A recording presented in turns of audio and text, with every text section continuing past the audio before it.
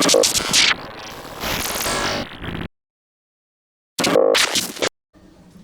everybody, welcome back to EQN Sports, driven by Holiday Auto Group. I am Drew Stew, and this is a sponsor highlight covered by Cori. Cori T.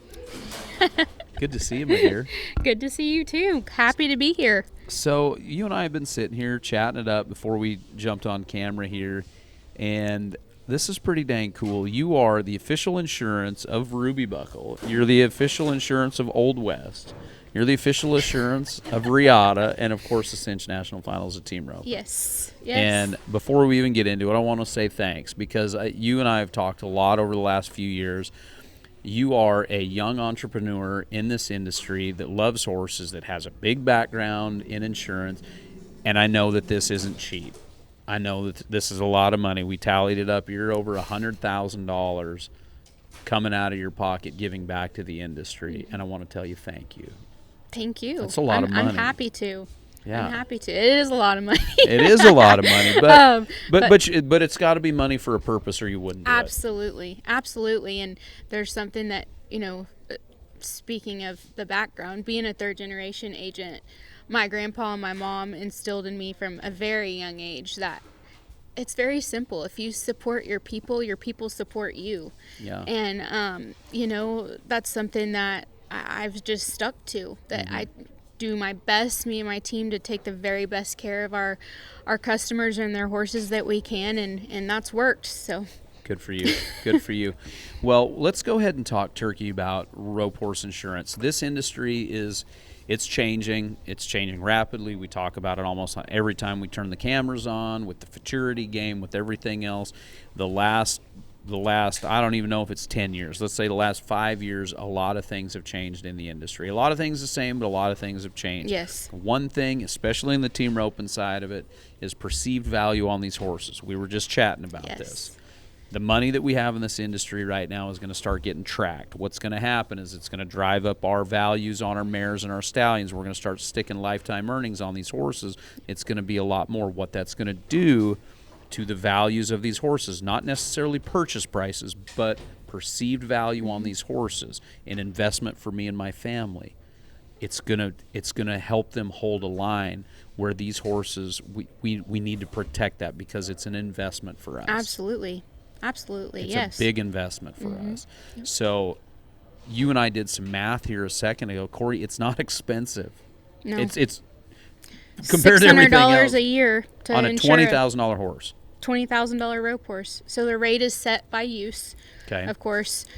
So your cutting horses, rein cow horses are going to be a little bit less expensive across the board. Rope horses and barrel horses historically are going to be just a tick higher. But yeah, you're looking at about that 3% range average for your average rope horse, and $600 a year. I mean, like we were discussing, I mean, you can barely go get their coggins pulled and vaccinations and teeth floated for that. Yeah. So, it's a drop in the bucket for, I'll tell you this much. I've never direct deposited a claim payment to someone and them said, man, I hate that I paid that insurance premium. Right. Not one time. They're always so glad. It's kind of an unnecessary evil sometimes, but yeah. That's part of it. But it is. I mean, we insure our vehicles. We insure, and you and I have talked about this. And we love our horses more than any truck or trailer or anything that we have. And it is very unfortunate when it happens. It's not only a financial deal when it happens. If something bad does happen, it's an emotional deal too. Absolutely. You know? And unfortunately, but fortunately, having that insurance right there does help that situation for sure. Yes, it does. For sure. Lessens the blow. Yeah, it does. So talk to me about the process. I like this. So guys and gals, real easy math, do roughly 3%. Of course, it'll always change a little bit, but if you say I've got a horse, I paid $30,000 for this head horse, or 50, whatever it is, figure 3%, right? Yep. Good starting point. That's a good starting point. Good starting point. Yep. Okay. Talk to me about the process with Covered by Cori to get this horse covered. Yeah, so we've worked really hard with our marketing team to have, our biggest deal is just keep it simple, right? It shouldn't have to sign your life away like you're buying a vehicle to insure your horse. So go onto the website, go to coveredbycori.com, get a quote. Whenever you enter your information, I get a text message immediately.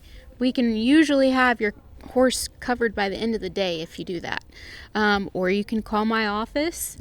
One of my office managers will definitely provide you a quote over the phone if you're somebody that's not real tech savvy on the phone. So we're happy to do that over the phone too. So we will need your horse's name, their age, what they're used for, and then, obviously just your generic health background questions. Have they colicked before? Do they get injections? Are they maintenance only? So there are a few, questions to ask, and that doesn't mean that if you answer yes to any of those questions that your horse is not insurable. We just want to make sure we're insuring your horse correctly and covering all of our bases. There are so many agents that I've seen out there that will say, hey Drew, you think your horse is worth $100,000? I'll insure it for $100 or $100,000. You pay the premium on it, and then it comes time to file a claim, and the adjuster says, well, you didn't pay $100,000 for this horse. You paid $25,000, so that's what you're going to get. Well, that gives horse insurance a really bad rap, right? And so 90% of my job is educating the customer on, hey, we're going to do this legwork on the front end. So if we have a claim on the back end, you're paid in 2 business days.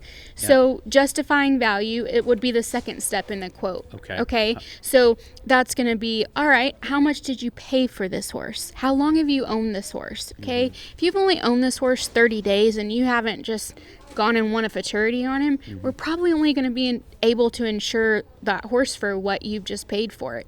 Even if you got the best deal ever on this horse, or your trainer says it's worth $250,000 and you paid $50,000, that's awesome. And I'm sure that horse is worth that. As far as equine insurance goes, you've still got to kind of prove that value. Absolutely. It's called justification of value. So we're going to look at earnings, what you've incurred in training costs, any sort of points won. It doesn't even have to be money. If you've won a saddle, all of that increases the value of that horse. So you want an agent that will sit down, that's knowledgeable, to know how to justify that value on the front end if you are wanting to insure for over the purchase price. And that way, when there is a claim, because there will be, if you own a horse long enough, there will be a claim. That way, it's a really good white glove claims experience. It's very seamless when you do that. So that would be the second step in justifying that value. Don't get your feelings hurt then if you think you're... Absolutely not. Don't try... this is going to be harsh. Don't try to scam the system. No. Just be honest up front, and then the process. And I am very sure that you have had this situation. I'm gonna go buy this 3-year-old or this 4-year-old, and then all of a sudden it clicks.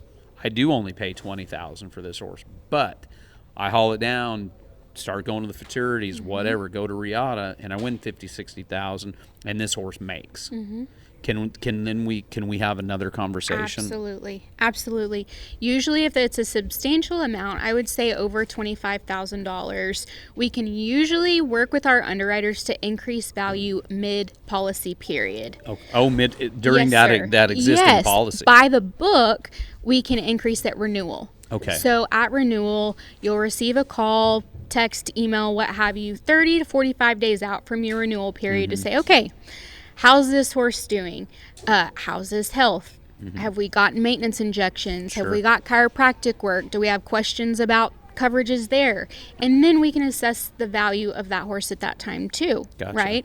So how much money have you won? Have we incurred training costs? Sometimes it's not just money. Like I say, maybe they're placing really high at some barrel races, and they might have, maybe it was a huge barrel race, and they're like, well, we're in the top 10 at XYZ, barrel race. That still means something. So you may not be winning 100,000, but you're up there all the time. Yes, and that can make a $15,000 horse worth $20,000-$25,000, right?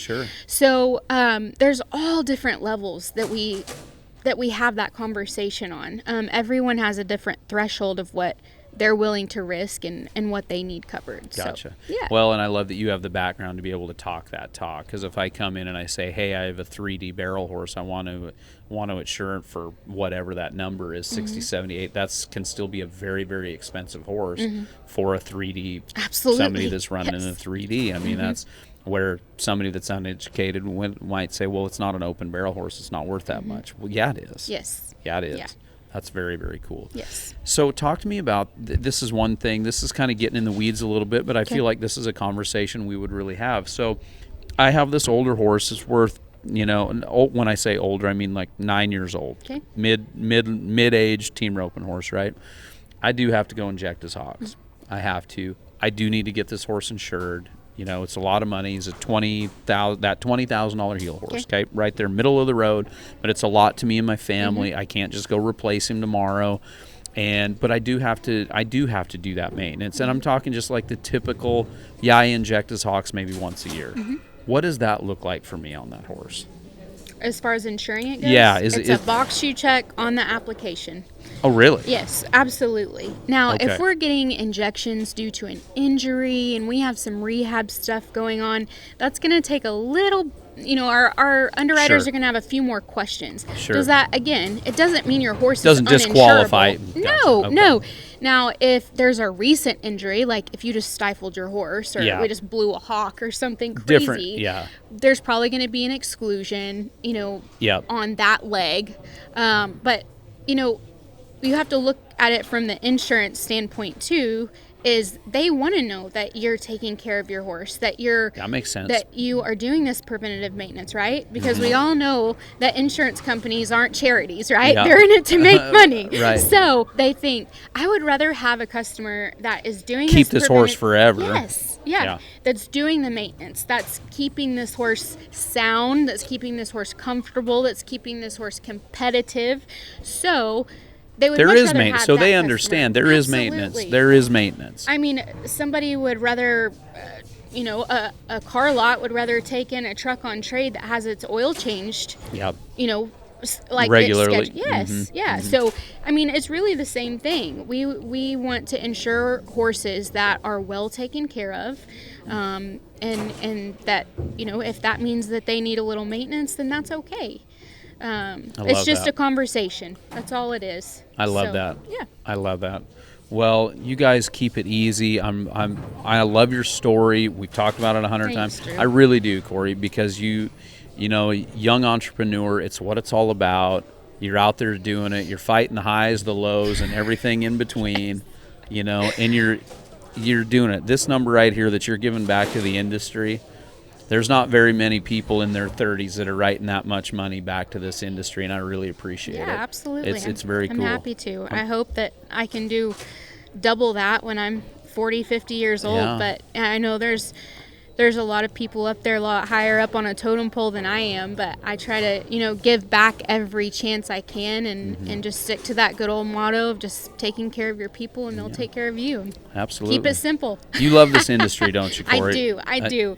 My husband, we just invested in some rope horses that Clyde Bulljack is showing in Rope Horse Futurity for us. They're doing a great job. Him and Sierra, I mean, you don't make them any better than that. And it's been so fun to be able to go to these rope-ins and go to these shows and have some skin in the game too. You guys are in it. That's what I love. You're actually in it. Absolutely. So and we just enjoy that so much, and just the fellowship of getting to know all sorts of different people, so many different people that are new and joining this industry, and we're just happy to be a small part of welcoming them with open arms and helping to educate them on protecting what they're investing in. So well, you're doing a great job. We really appreciate you, Cori. Thank you so much. Yeah.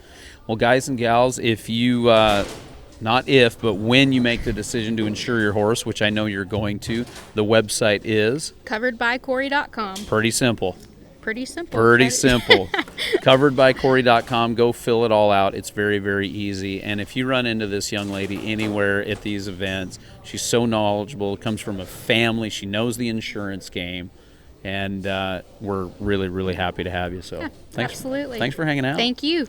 Always good to see you. Well, everybody, we've got a lot of events going on here at the Cinch National Finals of Team Roping. We invite you to swing by and talk to them or at any of the other events. She's going to be right up in Guthrie at the Ruby here next week as well. So you barrel racers out there, make sure and swing by and talk about all those cool barrel horses you're going to be riding. Team ropers, you know that the value on these horses is definitely not going down, and it is very, very important to cover these horses. So make sure you talk to them, and the biggest thing is support those that are supporting us. That's all we ask. First crack at the business.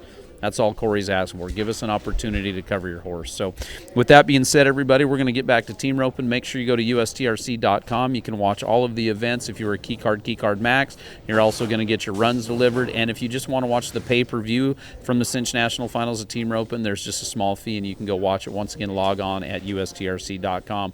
You're going to be getting continuing coverage here on Facebook, of course, an EQN Sports Room by Holiday Auto Group, and also coverage from the Team Roping Journal and roping.com. On behalf of Cori, I'm Drew Stu. We'll catch you in a little bit.